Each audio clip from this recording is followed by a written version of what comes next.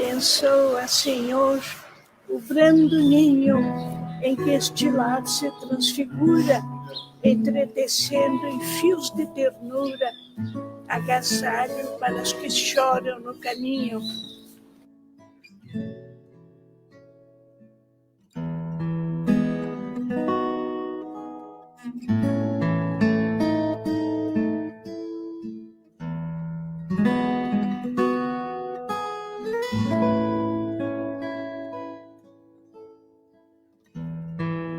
O Abrigo Espírita Oscar José Pitã foi fundado em 1949 e desde então vem amparando o idoso carente com muito amor e dedicação.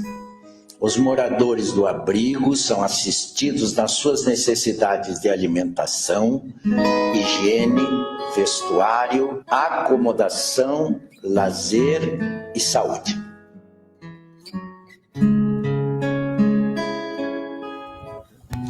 Mergulhamos no escuro torvelinho de nossa própria senda, estranha e dura. Avançamos nós mesmos à procura do asilo tutelar do teu carinho.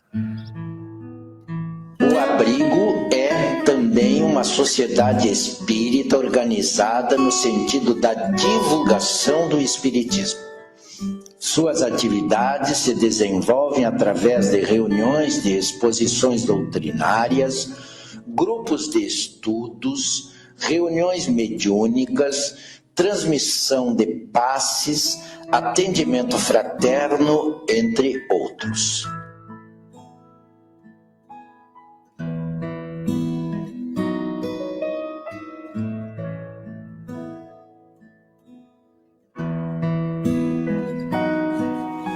Vamos lá.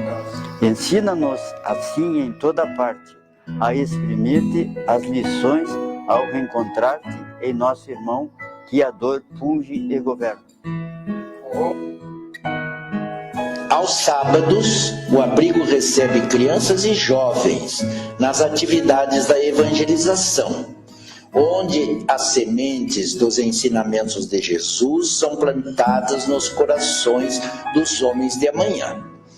Concomitantemente, ocorrem os encontros da família, que tem como objetivo valorizar a função educadora e regeneradora da família no processo de edificação pessoal do espírito humano. E faze desta casa o doce abrigo, em que possamos trabalhar contigo, no culto vivo da bondade eterna. Nossa instituição está de portas abertas para recebê-los. Venham participar conosco.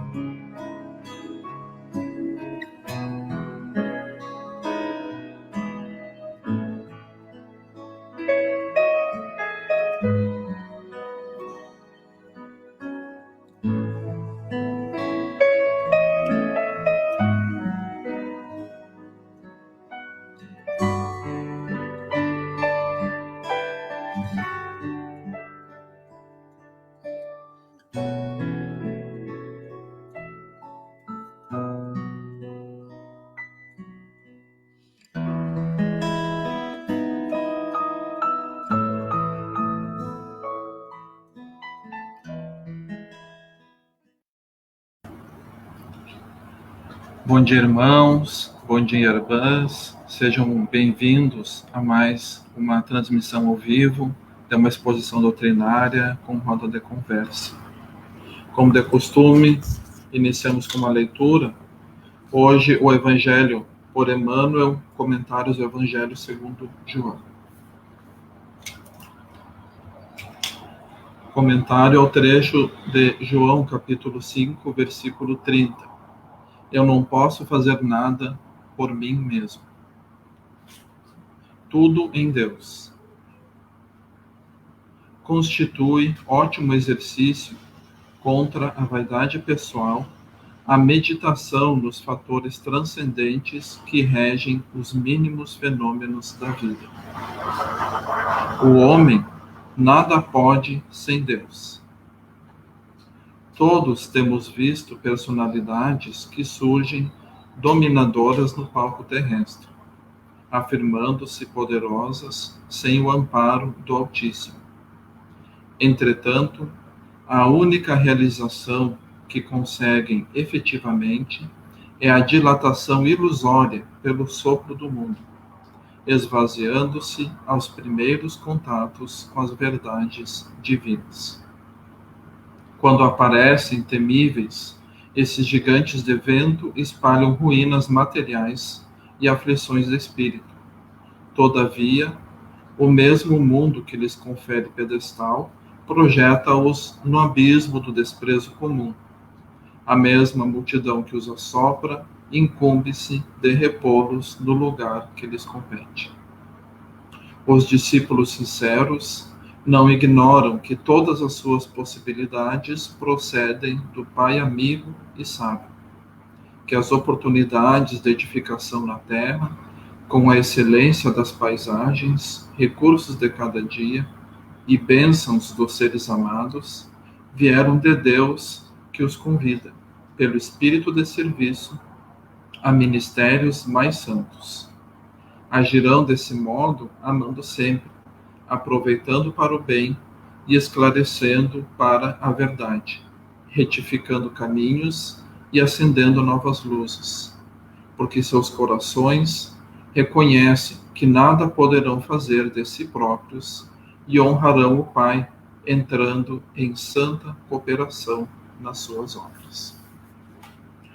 Vamos então todos nos ligar a Deus nosso Pai em oração, agradecendo primeiramente pela oportunidade de estarmos ligados uns aos outros através da internet e pela oportunidade de escutarmos esclarecimentos a respeito do Evangelho e refletirmos quanto à nossa conduta diária.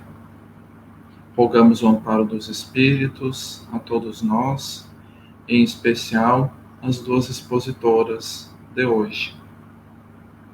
Que o Mestre Jesus guie a elas e a nós todos em nosso caminhar. Assim seja. Hoje, então, o nosso trabalho é uma roda de conversa de tema A Realeza de Jesus. Lembramos que o trabalho é reprisado também na quinta à noite, com uma retransmissão pelo YouTube, às 20 horas. E hoje também teremos espaço para perguntas através dos comentários do Facebook, para aqueles que nos assistem ao vivo no domingo. Então, quem quiser trazer uma pergunta, pode escrever como comentário no Facebook. As expositoras de hoje, então, são Carmen e Tereca Souza. Então, passo já de imediato a palavra à nossa amiga Carmen. Bom trabalho. Bom dia a todos os internautas, todos os companheiros que nos acompanham aos domingos. É com grata satisfação que nós estamos aqui hoje para conversarmos sobre este tema tão importante que é a realeza de Jesus. Nós convidamos a nossa querida companheira Almerinda Terezinha Medeiros de Souza, a Tereca Souza, para estar conosco, ampliando as nossas reflexões, os nossos diálogos sobre esta figura maravilhosa que é Jesus. Bom dia, Tereca, um prazer te receber conosco. Bom dia, Carminha, bom dia, Vitalino, bom dia, queridos irmãos que neste momento estão conosco, que Jesus nos ampare, nos proteja, para que possamos ter um diálogo fraterno, esclarecedor e consolador a todos nós. Obrigada. Muito bem, então eu vou apresentar a Tereca. Ela é trabalhadora da Sociedade Espírita União dos Fiéis, conhecida como SEUF. Ela é multiplicadora do Programa de Formação de Lideranças e da área do livro da Federação Espírita do Rio Grande do Sul, e ela também é responsável pela livraria, editora e distribuidora da Federação, da FERGS, em Santa Maria, no posto regional de distribuição de livros, que está situado, localizado atualmente na CEUF. Então, é com a Tereca que nós vamos conversar sobre este tema muito desafiador para todos nós. Quando nós pensamos em falar sobre Jesus, às vezes nós temos dificuldades diante da grandiosidade da figura do Mestre. Mas a ideia é nós trocarmos algumas impressões, conversarmos sobre a vida, a história e todo o trabalho que ele fez e que continua fazendo conosco, seus tutelados aqui na Terra. Então, é um tema muito importante para todos nós, tendo em vista que nós estamos no mês de dezembro, que o Natal se aproxima, em que nós comemoramos o aniversário dele, do Mestre, e que nós estamos provavelmente em um dos natais em que nós mais precisamos da companhia dele. Talvez, não que eu me lembre, a humanidade não precisou tanto dele, não careceu tanto da presença amorosa dele, como nos dias atuais, diante dos desafios que a pandemia nos propõe, que a vida tem nos proposto. Então, a ideia é trazê-lo para perto de nós, nesta data em que ele é o aniversariante, que ele é o homenageado, mas é colocá-lo no lugar devido na nossa vida, na nossa existência, fortalecendo as nossas esperanças e trazendo a nossa fé robusta para que nós possamos enfrentar esses desafios que o mundo nos oferece, né? Então, nós combinamos, nós organizamos esse encontro com a Tereca num diálogo bem ampliado, em que nós vamos trocar, então, algumas ideias. Uma das primeiras questões que a gente gostaria de conversar, Tereca, é sobre o cenário do cristianismo na Terra, né? Às vezes a gente pensa que todo mundo é cristão no mundo, né? Que o cristianismo já contaminou o mundo inteiro. Será que é isso mesmo? Ou ainda não temos todo mundo cristão? Então, Carminha, eu esqueci de agradecer, quando eu dei o bom dia, de agradecer essa oportunidade. Então, faço agora. Obrigada pelo carinho, pelo convite, e que possamos, então, desenvolver esse diálogo com amor, com fraternidade. Bom, o cristianismo hoje atinge cerca de 1/3 da população mundial. Nós sabemos que a população mundial está em torno de 7 milhões, quase 8 bilhões, né? E as demais representações religiosas ocupam esses 2/3 faltantes. Se destacam o islamismo e o hinduísmo, né? São os mais representativos, o budismo também, e depois muito. E ainda tem um percentual de cerca de 12%. Esses dados a gente não pode afirmar com certeza, porque são dados que são pesquisados esporadicamente, né? E trazem as informações. Tá? Cerca de 12% da população mundial diz que não tem religião, não tem crença. Será? Será que não crê? Graças a Deus eu sou ateu. Não é assim que fala de vez em quando? Então, mas o cenário do cristianismo é esse, né?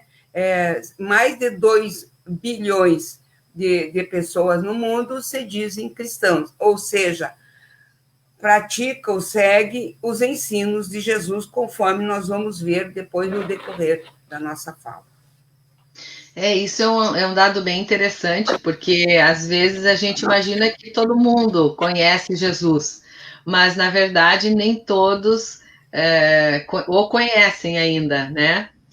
E essa perspectiva, assim, é muito interessante, porque alguns autores dizem que, por exemplo, Jesus nasceu ou nasce quando nós o encontramos, né? Então, para muitos ele ainda não nasceu, né? Apesar de já ter vindo à Terra e ter trabalhado tanto por todos nós. Mas afinal, então, quem será, quem foi, quem é esse Jesus de Nazaré que nós tanto amamos?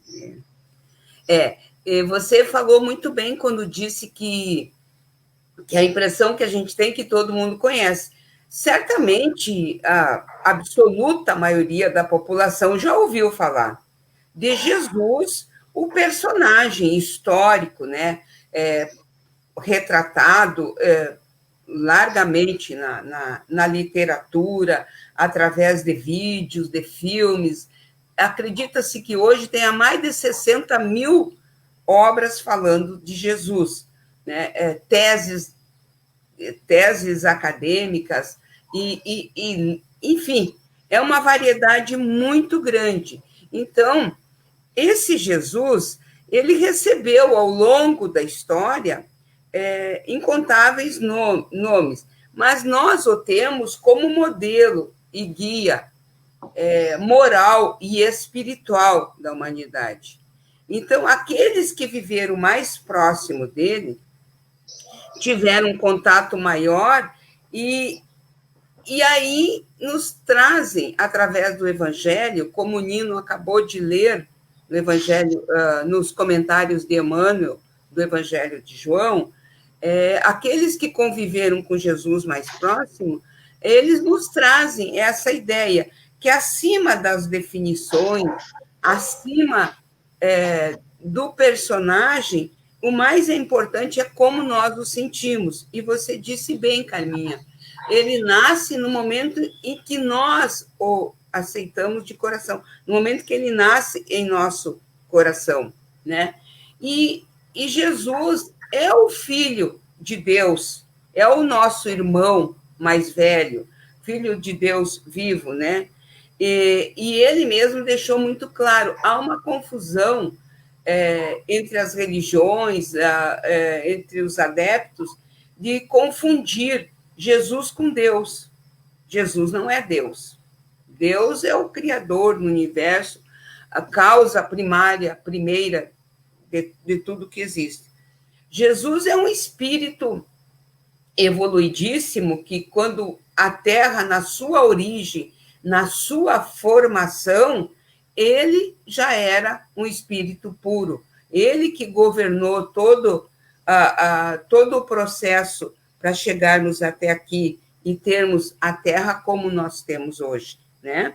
E então o Joana de Ângeles, através de Divaldo Franco, nos diz que Jesus é o mais notável ser da humanidade. A sua vida e a sua obra são as mais comentadas e discutidas entre todas as que já passaram pela cultura e pela civilização através dos tempos. Então, é esse o Jesus que nós o entendemos, né? Um exemplo de perfeição moral que nós podemos pretender na Terra, que Kardec nos coloca na questão 625 de O Livro dos Espíritos, o Jesus como modelo mais perfeito, né? E que constitui o exemplo de perfeição moral. Então, esse é o Jesus de Nazaré que nós o conhecemos. Nós vamos falar depois um pouquinho mais de como isso tudo começou, né?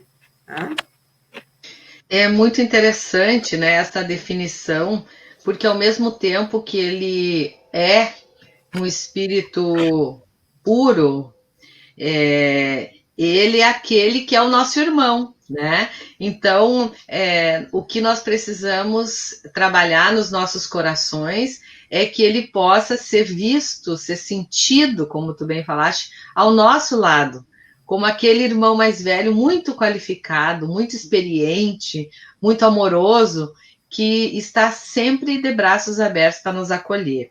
E o Alírio de Cerqueira Filho, no seu livro Convites Terapêuticos de Jesus, ele faz uma definição, ele traz para o seu livro uma definição também da Joana, no livro Ser Consciente, onde ela define Jesus como psicoterapeuta superior.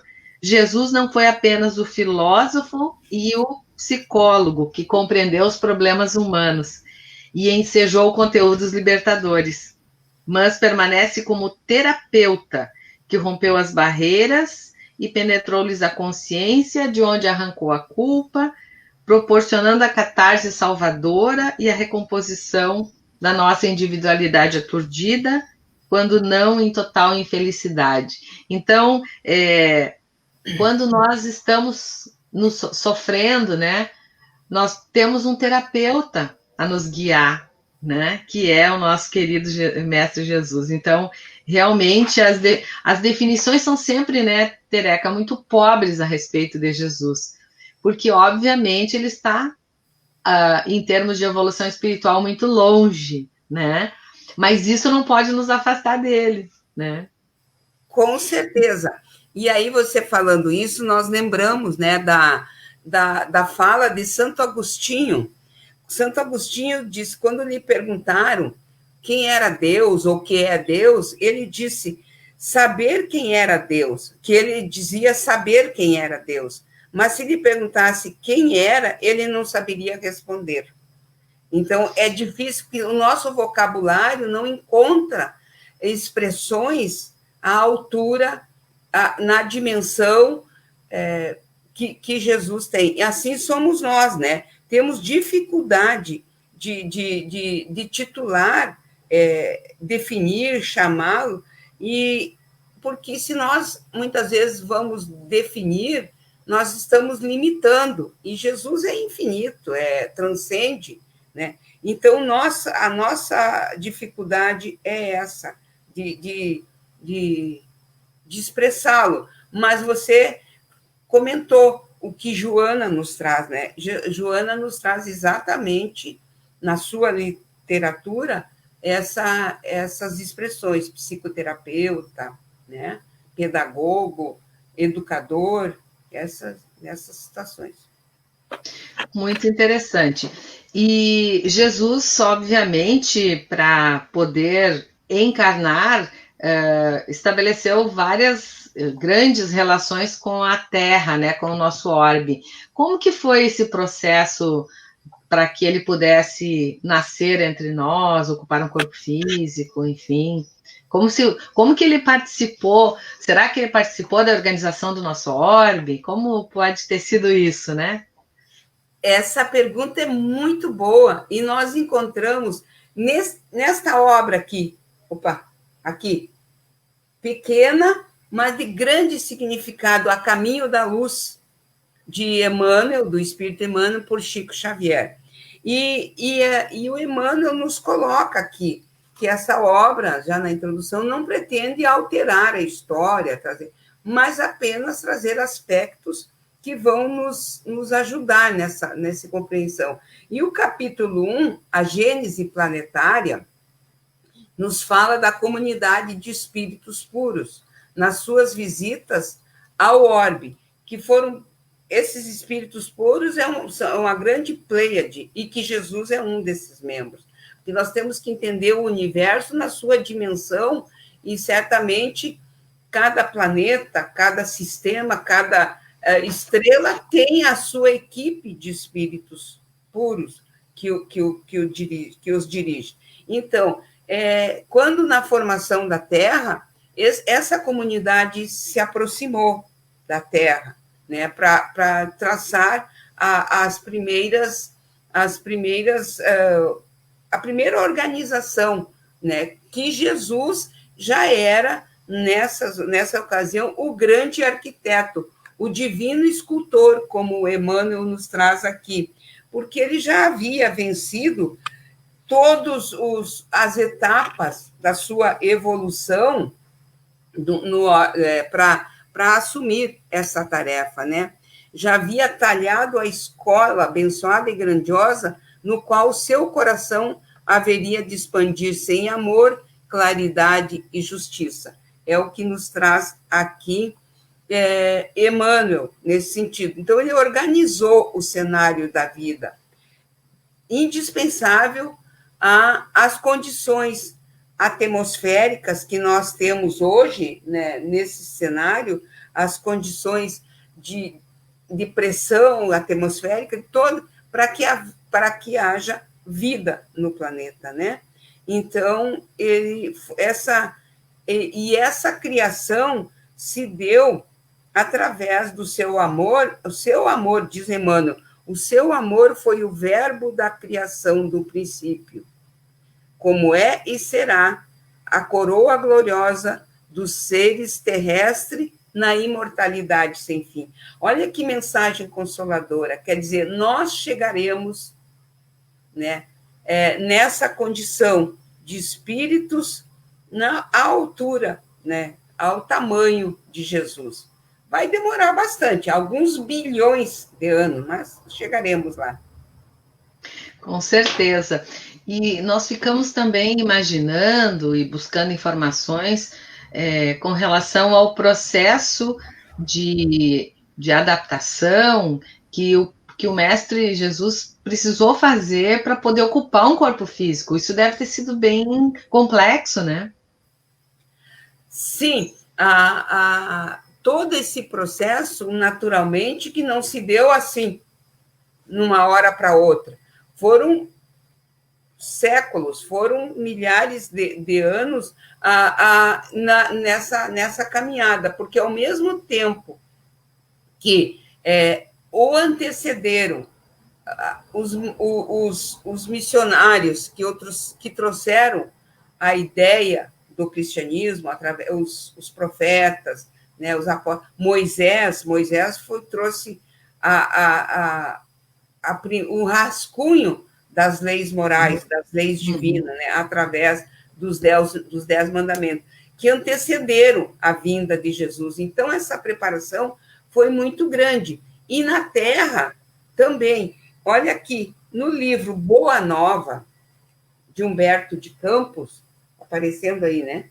Sim, aparecendo. Boa Nova, no capítulo 1, nos traz a notícia de como isso aconteceu. E Humberto de Campos governava o Império Romano. Caio Júlio César Otaviano Augusto foi o imperador romano. Ele imperou por longos anos, de 63 a.C. a 14 depois de Cristo. Nessa época, o Império passou por grandes transformações, não mais aqueles espíritos belicosos, guerreiros, mas começou a ser habitado por espíritos ligados às artes, ao belo, à música, à escultura. Então, foi um período muito, muito criativo, né? É como se o mundo pressentisse uma abençoada renovação de valores no tempo. Em breve, todas as regiões se entregavam, né, a esse clima de preparação para a vinda de Jesus. E nós sabemos que o Caio Júlio César Otaviano Augusto, ele era um homem muito doente, tinha muita dificuldade, várias dificuldades físicas, né? Ele sofria bastante e também tinha problemas com a sua família.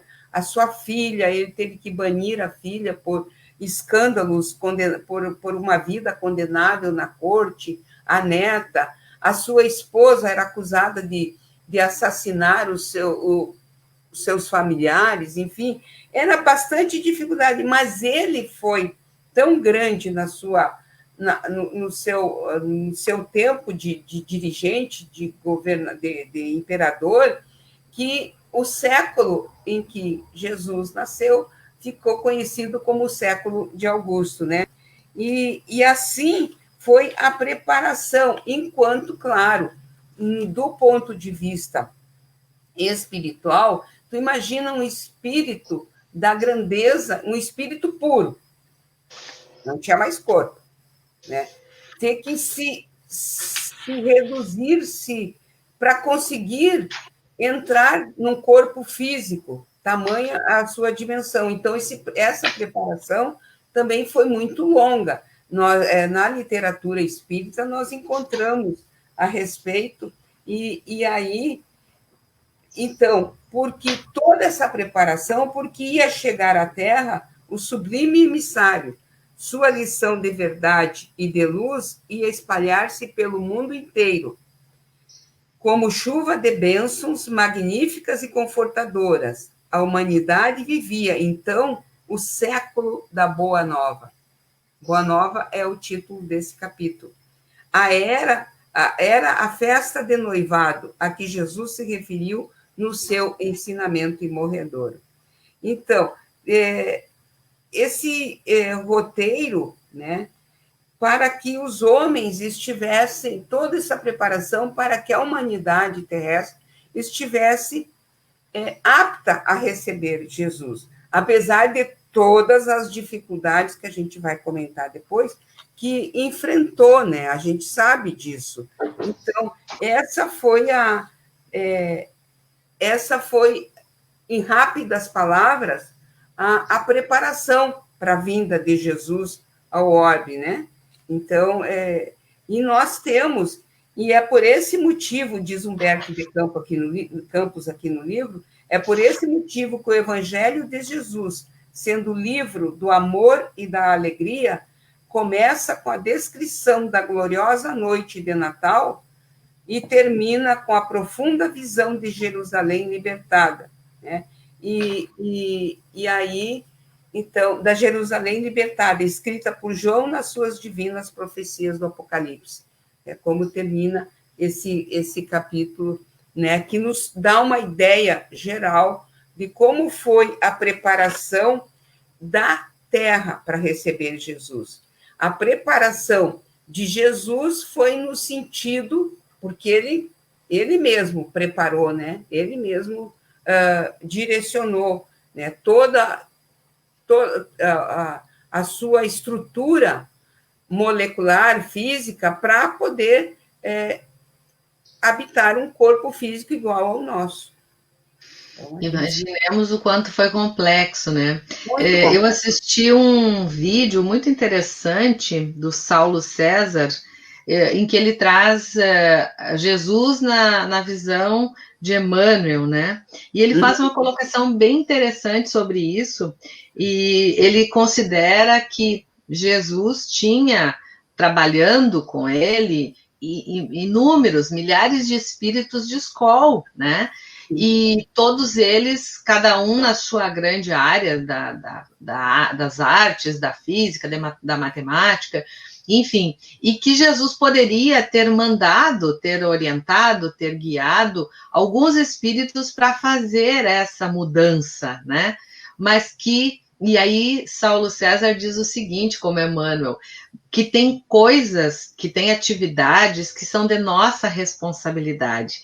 E aí, quanta honra para nós, né? Porque Jesus entende que era a responsabilidade dele, e que esta responsabilidade não podia ser transferida para outro espírito, por mais que fosse da escola dele, né, que tivesse a grandeza dele. Ele assumiu para si aquela tarefa, né? E isso é uma grande honra para todos nós, é um motivo de alegria, porque ele não delegou, ele entendeu que era da sua tarefa. E assim acontece na vida da gente, né? Tem tarefas que a gente não pode delegar, que somos nós que precisamos realizar, né? Então, isso nos chama muito a atenção. Ele tinha recursos inesgotáveis para mandar vários espíritos, mas ele decidiu vir, né? Isso é maravilhoso, né? Isso é muito interessante. Com certeza. Diga. Não, desculpa. Então, é fascinante a gente entender, compreender essa situação, porque Jesus nos apresenta, se apresenta com essa natureza humana e essa natureza divina, que não se separam e nem se misturam. Ou seja, ele não deixou de ser esse espírito de escola, né, enquanto esteve aqui, mesmo sofrendo todas as dificuldades de estar na Terra num corpo físico, mas ele continuou sendo um espírito divino, né? Um espírito de luz. E ele nos ensinou através do seu evangelho, né? Com certeza. E você falou no Saulo César, eu acho que seria interessante esclarecer, né? O Saulo, que organizou toda a obra, o Evangelho por Emmanuel, né? Os comentários do Evangelho por Emmanuel, os 4 volumes dos evangelistas, Mateus, Marcos, Lucas e João, exatamente, esse aí é o de Mateus, né? Perfeito. Sim. Depois o Atos dos Apóstolos, o Apocalipse e as cartas de Paulo. Então, são volumes grandes que traz todo o que Emmanuel trouxe de informação, analisando pequenos versículos, às vezes meio versículo, nas falas de Jesus, nas falas de Paulo, nas falas dos evangelistas, e traz bem para o nosso dia a dia. Faz essa análise, dá um contexto histórico e depois traz bem para o dia a dia, né? Bem para as nossas... Então, é muito interessante essa obra do Saulo, pelo que você estava lendo para nós aí. Exatamente. E ele faz uma referência interessante, ele diz que nessas obras do Evangelho por Emmanuel, os evangelistas que se referem a Jesus, daí para os internautas que quiserem aprofundar seus conhecimentos, são especialmente Mateus e Lucas. E Mateus, ele trabalha mais a figura do Messias esperado pelo povo hebreu. Ele trabalha mais a potência da transformação, né, que Jesus traz com ele. E já Lucas escreve algumas coisas baseado em encontros com Maria de Nazaré. Então, Lucas se refere muito mais à figura pessoal de Jesus, né? As características, a vida dele, a história dele, como ele era, enfim. Então, já é uma outra abordagem que Lucas faz. Mas Lucas e Mateus, nesses 2 livros, segundo Emmanuel, trazem bastante a figura do mestre, né? E Jesus, na sua trajetória, passou por várias dificuldades, né, do ponto de vista humano. E como foi assim? Como é que a gente pode dizer que foi a vida, a existência dele na Terra, né, nos anos em que ficou conosco? Mateus, né, que era um republicano, cobrador de impostos, o Levi, foi apóstolo de Jesus, né? E ele conviveu diretamente.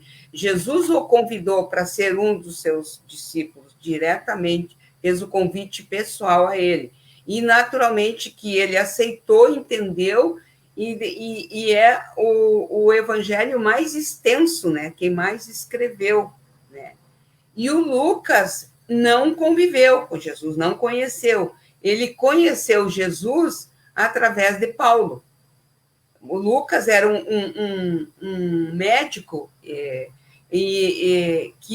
que começou a acompanhar Paulo nas suas viagens, nas suas peregrinações, na sua missão de levar o cristianismo.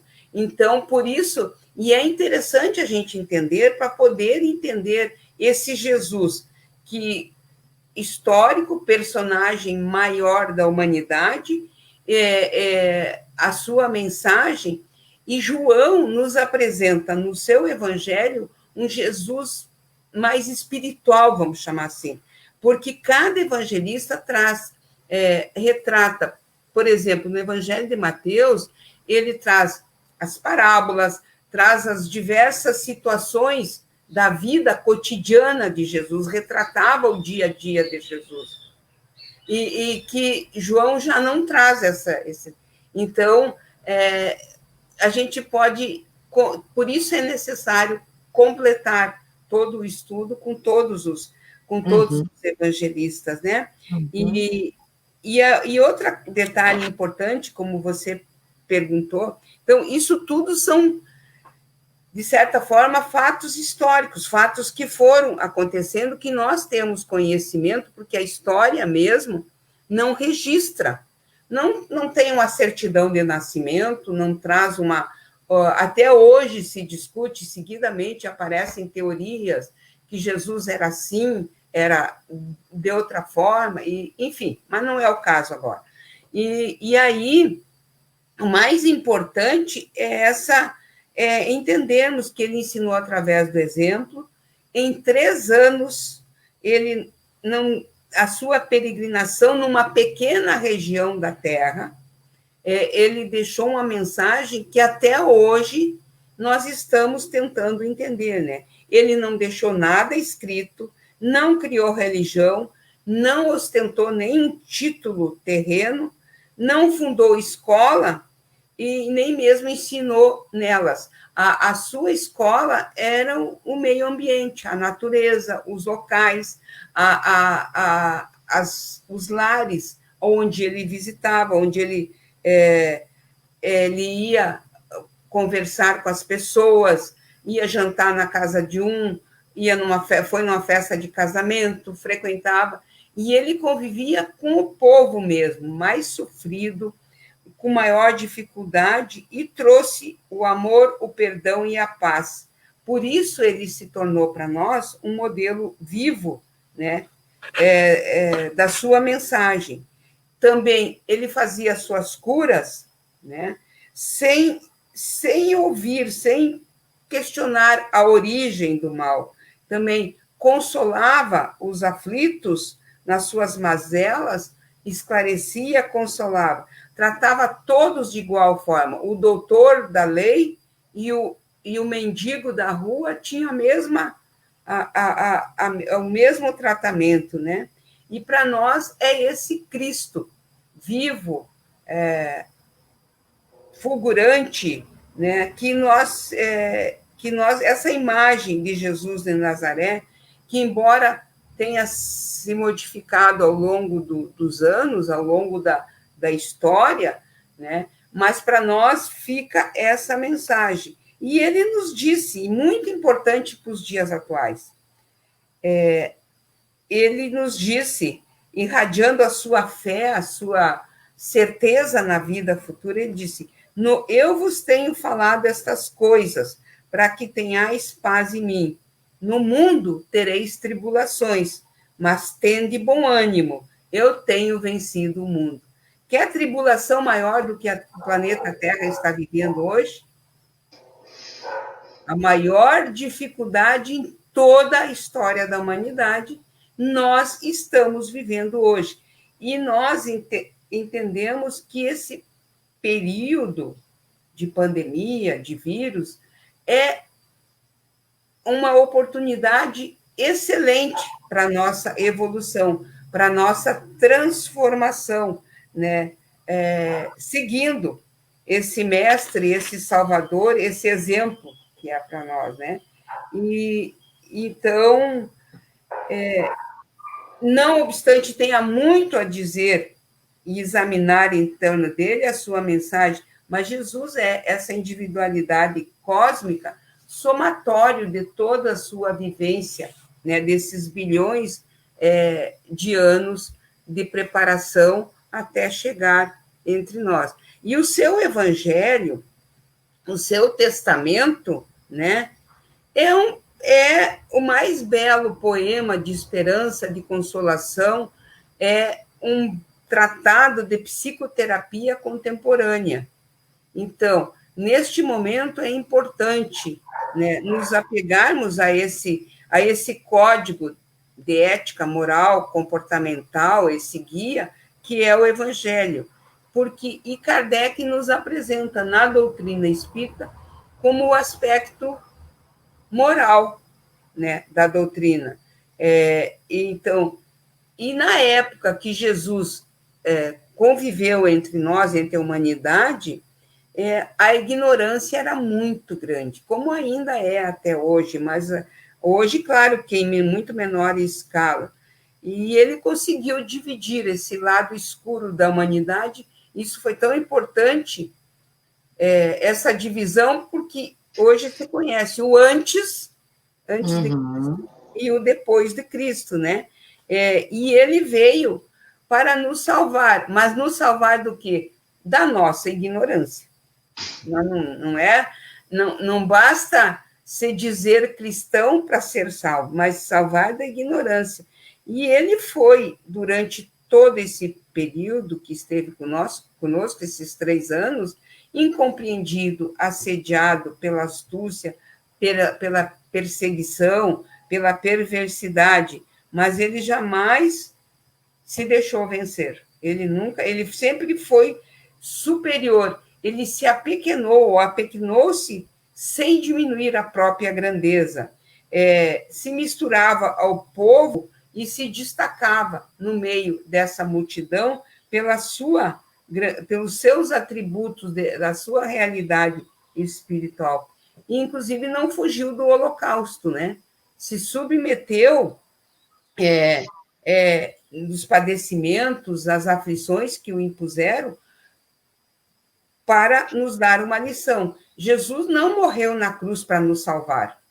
Ele morreu na cruz para nos dar o exemplo de perdão, mesmo na hora suprema, quando ele sentia que já se aproximava a sua hora do retorno, lá na cruz, ele rogou ao Pai que perdoasse, porque eles não sabiam o que estavam fazendo. Olha que bela lição, né, nos traz essa mensagem desse enviado de Deus que varou os séculos e hoje nós temos aqui, muito importante no nosso contexto atual, para entendermos por que nós estamos nessas dificuldades e o que nós temos que fazer para vencer. Essas tuas reflexões são muito pertinentes e fiquei pensando, enquanto tu falavas, na palavra Salvador, né? Quando a gente diz Jesus é o nosso Salvador. E é muito interessante porque a doutrina espírita traz uma outra conotação, né? Porque ela nos diz que ele traz os princípios morais, éticos, nos apresenta esses princípios para que a gente se salve. Ele nos oferece as ferramentas, né? As leis morais, e depois a doutrina espírita organiza isso ainda de uma outra forma, nos dizendo assim, é possível se autotransformar, se autoiluminar, mas essa é uma tarefa sua, né? Então, o seu exemplo nos ilumina, mas ele nos convida a caminhar. Ele não diz que, bem como tu falaste, né? Basta ser cristão para estar salvo. Não. Basta pedir perdão para estar salvo. Não, né? Nós precisamos nos mover, nos movimentar. Nós precisamos fazer por nós, né? Então, essa conotação de Salvador, sim, nos trouxe as informações, mas quem se salva somos nós, se aproveitarmos, né, a bússola que ele nos dá. E a outra simbologia que tu traz, que eu acho que é muito importante, é a da cruz, né? Nós, por vários séculos, certamente, nós humanos, mantivemos Jesus pregado na cruz. E hoje, mais do que nunca, ele precisa estar do nosso lado. A cruz é simbólica, né? Nos mostrando os sacrifícios pelos quais ele passou, a coragem que ele teve, a dignidade de enfrentar todas aquelas adversidades, mas nós precisamos dele do nosso lado. Na cruz, ele não vai nos servir, porque ele não está lá, né? Então, a simbologia da cruz, sim, é importante, é um marco na nossa história, né? A história do cristianismo, mas nós precisamos tirá-lo da cruz e colocar junto conosco, como esse irmão amoroso que nos dá colo quando a gente tanto precisa, né? E está sempre conosco. E tu falaste muito assim, da vida dele, do trabalho que ele fez. E ele também realizou alguns ditos, entre aspas, milagres. Será que um dia nós vamos conseguir realizar os milagres que Jesus realizou? Muito boa essa pergunta. Só queria retornar um pouquinho na cruz, né? a doutrina espírita a simbologia da cruz é muito interessante, porque ela tem dois sentidos, um vertical, né, e um horizontal. Então, esse vertical, a cruz é a ligação definitiva da Terra com o céu. Com o céu. Né? E a horizontal somos nós nesse processo de evolução através da sabedoria, do conhecimento e da prática do amor, né? São as duas asas, como Emmanuel nos traz para a nossa transformação moral. Mas a respeito dos milagres, foi isso que você perguntou, né? Que narrado no Evangelho, que muitas religiões consideram milagre pela falta de conhecimento das leis que regem esses fenômenos psíquicos. E são esse processo, ele faz parte das leis naturais. E Jesus, sim, operou milagres, os apóstolos operaram milagres, e nós também operamos milagres, entre aspas, as curas, né? Tudo que ele fez, e o Espiritismo nos trouxe esse conhecimento das leis que regem esses fenômenos, demonstrando que essas leis cósmicas instituídas pelo Criador nada tem de sobrenatural, né? Nada tem desses. Nós temos condições. Jesus nos disse: vós podeis fazer tudo o que eu faço e muito mais. Olha que responsabilidade. Então, tudo depende de como nós conduzimos a nossa vida, os nossos pensamentos, as nossas ações, né? O ambiente psíquico em que nós circulamos, e quanto mais nos elevamos na escalada evolutiva, mais condições nós teremos de entender e aí compreender definitivamente que Jesus não operou milagres. Ele manipulou os fluidos perispirituais para conseguir as curas e, enfim, todos os fatos que os evangelhos nos relatam, né? Nessa condição de milagre, né? E uma coisa importante que eu não sei se eu acho que você vai me perguntar, porque faz parte desse processo, se nós podemos considerar esses milagres como um fenômeno mediúnico, né? Como um fenômeno mediúnico. O que a doutrina espírita nos fala? Jesus, se ele era médium, e era médium, maior médium, mas de Deus, Jesus não precisava de intermediário. Então, porque o médium é o intermediário entre alguém que traz uma informação, uma lição, e nós temos muitos exemplos, o Divaldo, o Chico, só para ficar nesses dois, né? Eles não escreveram nada até hoje que seja obra pessoal, mas foram intermediários entre a espiritualidade, né, superior, que nos traz as mensagens, e a humanidade, através das lições. Então, Jesus, ele foi médium de Deus, né? Nas curas que ele operava, então a gente pergunta, poder-se-á considerá-lo um poderoso médico curador? Não, porque nesse sentido, porque ele não servia de intermediário, ele operava através dos seus fluidos, da sua energia, da sua capacidade de manipular esses fluidos perispirituais. Então, era ele, e diretamente ligado com o Pai, Deus. Realmente, nós temos muito trabalho pela frente, né? Nós precisamos nos preparar para alcançarmos essas possibilidades, né, que nós temos depois de todo esse desenvolvimento moral, espiritual que nós precisamos realizar. Jesus tinha um apreço especial pelas mulheres, porque as mulheres daquela época eram relegadas, né, a segundo plano. Elas não podiam, por exemplo, pela cultura da época, sentar à mesa com os homens, elas não podiam dar ideias, né, elas não tinham opinião. E às vezes nós temos a impressão que estamos naquele tempo ainda, porque em algumas culturas isso se mantém. Mas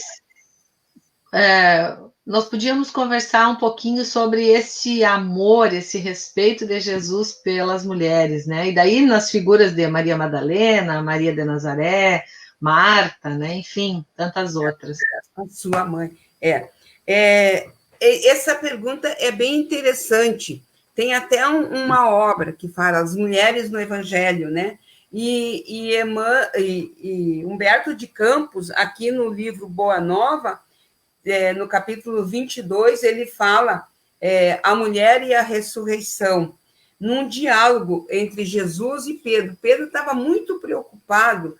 Senhor, o Senhor sabe que as nossas leis, né, mandam lapidar, né, quem pratica adultério ou quem comete. Só que Jesus pregava, as prostitutas o acompanhavam, como muitos malfeitores, como muitos corruptos, ladrões, enfim, naquela época já tinha bastante. Então, ele convivia nesse meio. E Pedro estava muito preocupado com a imagem de Jesus, por ele, né, apoiar, ajudar. Claro que ele convivia sem se deixar envolver pelas situações. Lógico, a gente sabe disso. Então, Jesus sempre valorizou muito a mulher, e tanto valorizou que, para dar a notícia da imortalidade da alma para a humanidade, ele escolheu justamente uma mulher, Maria Madalena, que foi... tem todo agora não dá tempo de comentar, mas tem todo aquele cenário que, enquanto ela era prostituta, famosa, fascinava todos os homens, ela procurou Jesus, e Jesus, né, a atendeu e não aceitou aquela condição de se submeter aos seus caprichos. E aí depois tem todo o processo de transformação de Maria Madalena, e foi uma das seguidoras e levou adiante a mensagem, né? Então, quando Jesus foi sepultado, no terceiro dia ela foi lá para levar bálsamo, né? Que era comum na época, o corpo era envolvido, e colocava aqueles bálsamos, e ela foi lá, chegou lá e encontrou o túmulo vazio. Quando Jesus chega e diz: eu estou aqui. Me procuras? É mais ou menos isso, né? Isso. Então, aí podemos visualizar a importância que Jesus dava para as mulheres, né? Que maravilha! Essa figura maravilhosa, inesgotável, né, de Jesus. Nós estamos chegando ao final do nosso encontro. Este é um tema maravilhoso, e a gente tem vontade de ficar mais tempo conversando sobre as histórias de Jesus. Eu queria registrar, antes da gente se encaminhar para o encerramento, a presença de vários aqui no chat, várias pessoas, vários companheiros das nossas instituições espíritas da cidade. Também temos um internauta de São Cepé, uma internauta de Cruz Alta, Florianópolis, temos 2 internautas, e temos a presença aqui conosco do nosso querido Vinícius Lousada, nos saudando, o que me traz muita alegria, um companheiro muito querido, né? Muito conhecido nosso. Então, obrigada a todos que estão participando. Ele sauda a Tereca, bom dia, Tereca, e abraços dos internautas para a gente. A gente agradece muito esse carinho, essa participação. porque nós sabemos que esses encontros iluminam a nossa semana, enchem nosso coração de alegria, de esperança. Então, agora nós estamos nos encaminhando para a finalização. Eu queria, assim, que a Tereca falasse um pouquinho sobre essa realeza mesmo do mestre querido, né? E diante dessa perspectiva, dos objetivos da sua encarnação na Terra, quais os planos que finalmente Jesus traz para nós e nos apresenta sempre, todos os dias, e especialmente nesta época do ano? Perfeito. Então, os planos, Jesus está ao nosso lado, ele veio nos ensinar, então, que nós temos potenciais para chegar ao que ele concretamente já é, né? Ou já era, né? E ele, por isso, foi um grande reformador. Ele nos trouxe as lições. E aí, ele nos disse, numa das últimas... no último encontro com os seus apóstolos, ele disse que ia voltar para o Pai, né? E nós, naquela época, ele disse que ia voltar e que ia preparar o caminho, né? Para que ia preparar a nossa chegada no reino de Deus. Na casa do meu Pai há muitas moradas. Se não fosse assim, eu vou-lhe teria dito, vou preparar-vos o lugar, mesmo vós sabeis para onde eu vou e conheceis o caminho. Foi nesse momento que Tomé, lembra Tomé, aquele que tinha que colocar o dedo? Eu, às vezes, sou meio Tomé, preciso ver para crer. O Tomé, foi nesse momento que Tomé fez a pergunta em nome de toda a humanidade, da época e futura. Senhor, não sabemos para onde vais, e como podemos saber o caminho? Disse Jesus, eu sou o caminho, a verdade e a vida. Ninguém vai ao Pai senão por mim. Eu sou, quer dizer, Jesus é atemporal, né? De todos os tempos, de todos os espaços, de todas as gentes. Não há outra maneira a não ser através do seu evangelho. E, por último, nos deixou também um novo mandamento vos dou, que vos ameis uns aos outros, assim como eu vos amei, e também vos ameis uns aos outros. No mundo tereis tribulações, mas tende bom ânimo, eu tenho vencido o mundo. E o cotidiano está aí. Então, a mensagem que Jesus nos traz é essa. Ele, como pedagogo, como educador, como exemplificador, não teorizou. Ele nos deu o caminho, e nós temos aí o roteiro para chegar no reino de Deus. É isso, e nós estamos chegando nas comemorações do Natal, mas bem como você disse, Carminha, que Jesus nasça não mais na manjedoura, que Jesus não fique mais na cruz, mas dentro dos nossos corações. Né? Ai, muito obrigada pelas palavras amorosas, por todo o empenho, o estudo na organização desse nosso encontro. Tu falaste no roteiro, né? Jesus traz um roteiro. Quem puder, retome o livro Roteiro do nosso querido Chico, né? E o Emmanuel. E o roteiro é um livro maravilhoso que nos apresenta as possibilidades, né, de nós andarmos. Então, é por aí que nós vamos caminhando para o encerramento do nosso encontro, agradecendo muito a oportunidade de estarmos juntas, a tua disponibilidade, a participação das pessoas aqui, né? E aqui a Raquel faz um comentário e ela diz, como nos disse Gandhi, que não é cristão, ou melhor, não foi em sua última encarnação, se todos os livros fossem destruídos, mas ficasse apenas o Sermão do Monte, tudo poderia recomeçar dali. E é isso mesmo, né? Nós temos muitos roteiros iluminativos para a nossa transformação moral. Então, para finalizar, Agradecendo mais uma vez aos internautas, a Tereca, ao Vitalino que faz o suporte.